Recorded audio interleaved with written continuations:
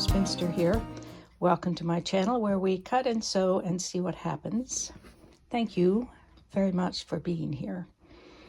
I didn't really know what I was going to do today until I woke up this morning, and I decided it's spring and we need lots of cheerfulness right now wherever we can get it. And I had a concept for I guess a kind of a flower that I wanted to try making, a wonky flower. And then I realized later on in the morning that this is sort of what I'm thinking of. This is a flower on some fabric I designed a while back. And I really like that concept. It's a little bit wonky, maybe not as wonky as we're going to make it. So I pulled out my scrap bin of what I consider more modern types of fabrics, and then also some black and white. So had to haul up 2 bins today. And I have an idea in my head. I don't know how much time I'll have to pursue this today. Got some things going on with a friend. So we will get started and see what we can do. I'm going to need, oh, that's kind of cool. Might be a fun one to start with. So I'll start with, the question is, do I want to use the same one for each petal? And I think the answer is perhaps no. Do I want to use, see, this is, you tell me you like hearing what's going on in my head, but I often wonder about that. So I can do either black on white or white on black. You see the difference that I see there. And I think I want to do white on black for this portion of it anyway. So I can do some polka dots of different sizes. I've got, what else do I have in my bag of tricks here? There are some things that may be just too large so that I won't really even get, I may not even get any white on the pieces that I'm doing. So I have to keep that in mind. And boy, I have more black and whites than I thought. This pleases me. And they can be smaller pieces. A friend of mine gave me some of these. Some are really more black and gray, which I don't really need. Okay, I'm sure you're just thrilled with watching me go through my stash here, aren't you? All right, so that should be enough from the black and white. And then now I have the question of whether I want all of the petals themselves to be the same fabric, and I think that I don't. Do I want brights? I could go with this, for example. Is that going to be too much difference? I could do this with solids. You know my preference is always to do solids. But I know some of you really like prints, so let's do some prints today. Maybe some solids too, but definitely some prints. And oh, look, I have some of that floral in here too. Oh, golly gee willikers. We got pink and purple, got some teal. I know it probably seems like I'm just filling time here, but I'm not. I'm just trying to pull out some useful fabrics. Oh, we could do that one too. We could make it really pretty wild. We could do cave wild. That may seem a little too planned, but how about, well, I think I want maybe another teal in there. May have to go to a solid. I'm going quite scrappy here, as you might have noticed. That's too pale. That could be kind of interesting. I don't know. We'll see. Oops, sorry. And as always with scrap quilts, if you're going to go with a lot of different things, you need to go with a lot of different things. And once there are enough of them, then they work together. All right, let's give that a go. We may change our minds as we go along, but this will do for a start. Maybe I need another solid if I'm going to be... How about a different red solid? Okay. Coming out of the bin, these are not necessarily in tremendously pressed shape. All right, that's it. I'll set these aside and we'll be back and get started. I wanted to lay these out with similar sizes or widths just so I could kind of compare that. I'm not sure how I feel about that one. Or for that matter, that one. Now I need that. I think that adds a little more spark to it. And this is hopefully going to be part of a larger quilt. How about that instead of that one? And those are really similar.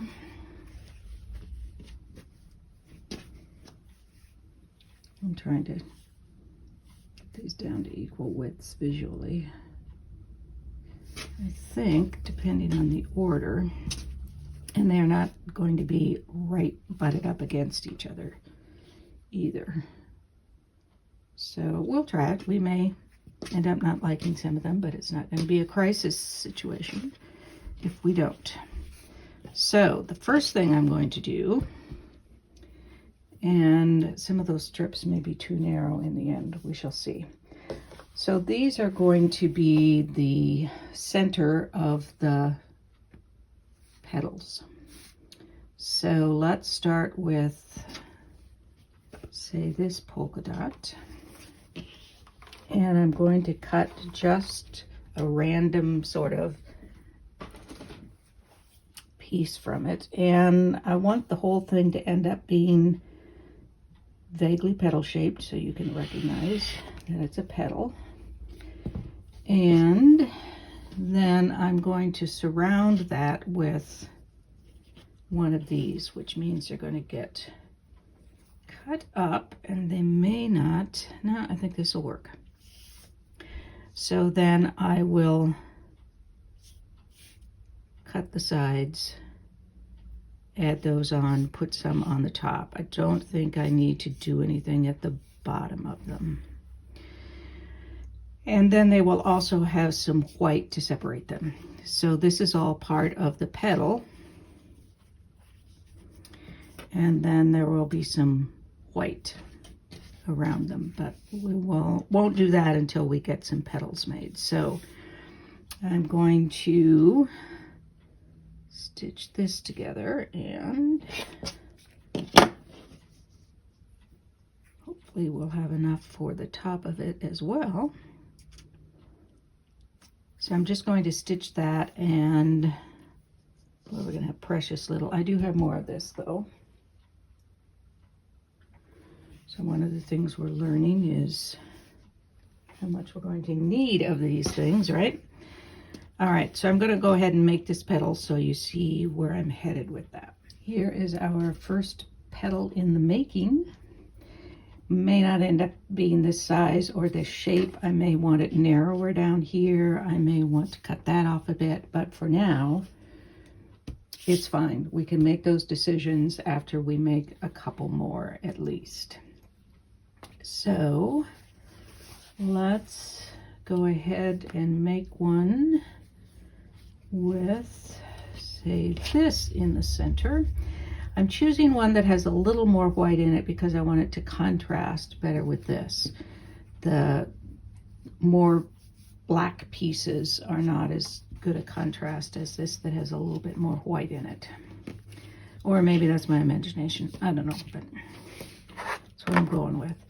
These petals do not have to be the same. I can have some quite long and some shorter, and that can be determined The length can be determined later on. So I'm going to start with a pretty long one here. And this is all experimentation. So in my mind, it doesn't matter if some are longer and some are shorter. I may find out that when I actually make them, I don't like it that way. All right, now we're going to do a purple one. And I will just go through the same process of surrounding this with this purple. All right, this is the one that I just finished. I did trim it a little more at an angle because I want this to be a tall, slim style, and this will probably be a shorter, broader piece. And then I started to pull out some fabrics, and I tried it with, I sort of like this one in there. I don't think I have any more of this one. I do kind of like this green in there, but I tried some other greens that I have in the scrap pile, and they just are not what I'm looking for. I could put this one in maybe, but we haven't put them together yet, so I will just make some more with these, and then we'll start laying them out on white and see what we come up with. And of course, they're all going to be coming toward a center because they are petals on a flower. And I think I want to do at this point just a half bloom. And I'll explain why later, I hope. Let me make a few more petals. Here are some pieces. This one I'm probably going to redo, at least on this side. It's too narrow. Long story. I do have another piece of this that I can use. But for the moment, this is how they look. Now I'm going to do some trimming because I want them to look more like petals that are a little more triangular in shape. Well, I guess they aren't really triangular, but you get my drift. Narrower at the base of the petal. For these flowers anyway. May not be true of all flowers, of course. Okay, that's looking better already. I am not trimming these at any particular angle. I'm not worried about this side being the same as that side, although it kind of is, isn't it? Now that we look at it, this one is too wide and probably too tall. Especially for these tall ones, I'd rather have them a little narrow. And this just seemed a little too tall for me. Now, I'm going to give that an angle. And I want these to form a half circle, if I can manage it. So it may mean I need one more petal, or it may mean that they're just going to be spread out more with white in between. But here's the start anyway, and then I think other flowers will be, say, oranges and reds, and then there'll be, I don't know, blues and greens or something. This is kind of the basics of it, and now I have to, this I'm going to trim down a little bit too.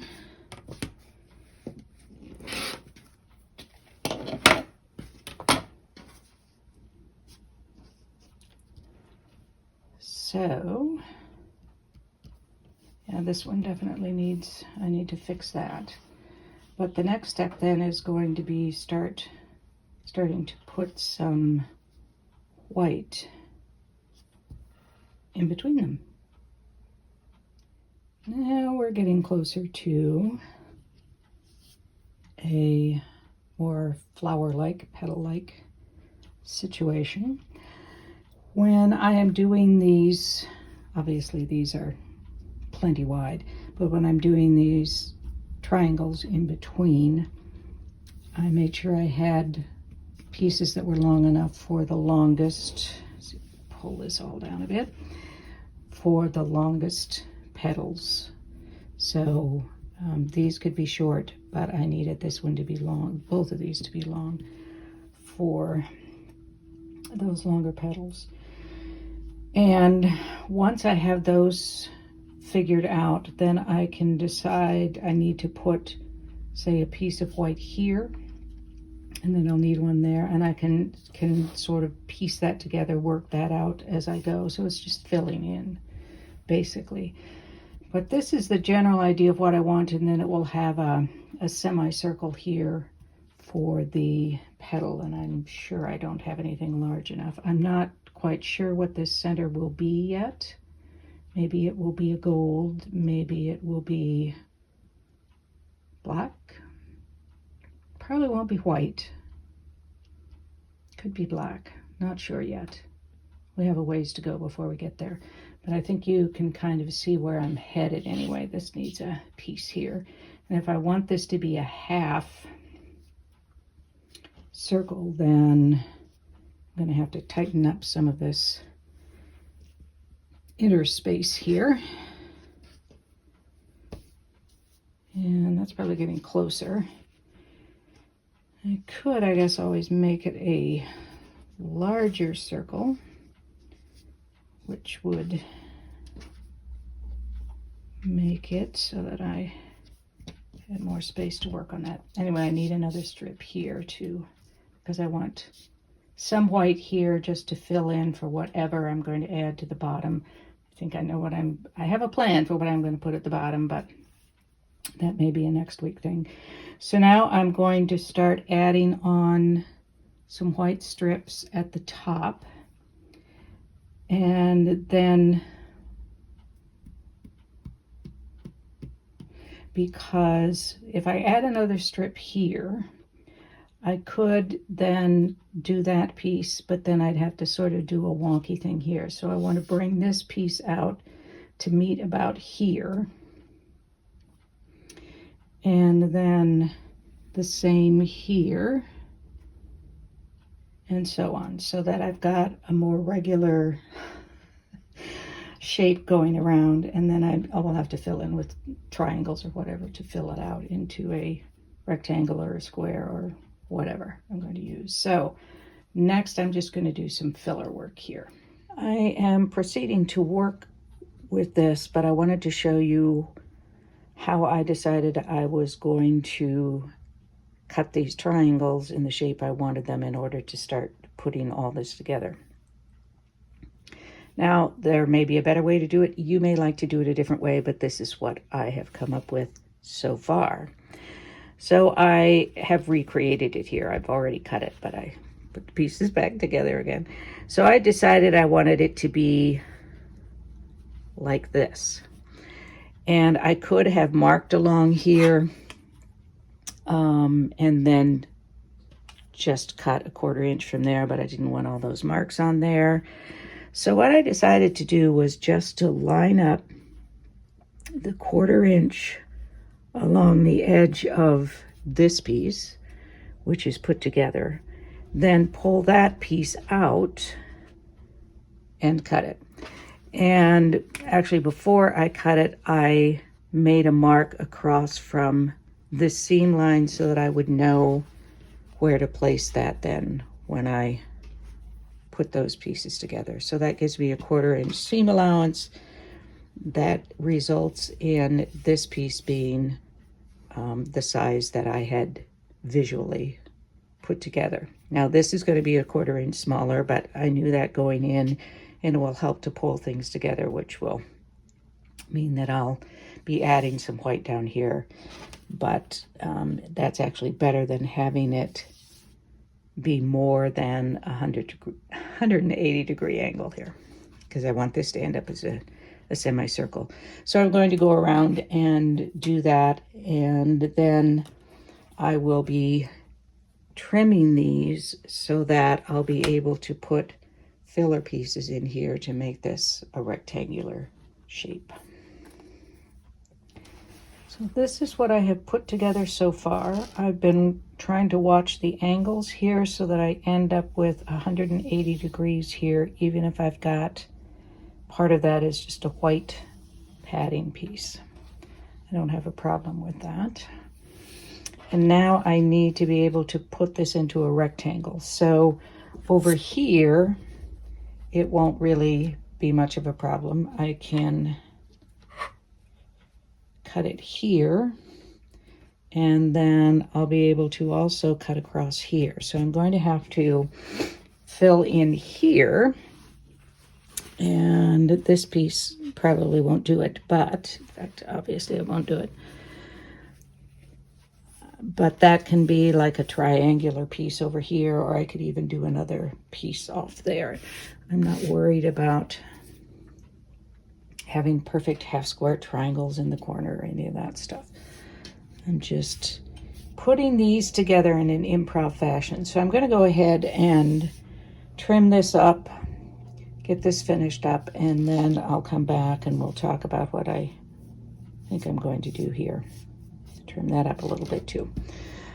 So I'll be back before long. All right, I have trimmed the sides here, which will make it easier and take much less fabric to do this. And then I just have to know if I've got enough to come to a point there. Try to make this side straight with, what I really need is like a square up ruler here. I just happen to have one so that I can, I want this to be a rectangle. I want to make sure I catch all of that. But I want to make sure that that side is, oh, did a pretty good job of that. So I will probably not make it, unless I want to shorten this a bit, because of course I'll have seams in there as well. I'm trying to use some of the pieces left over from the other bits.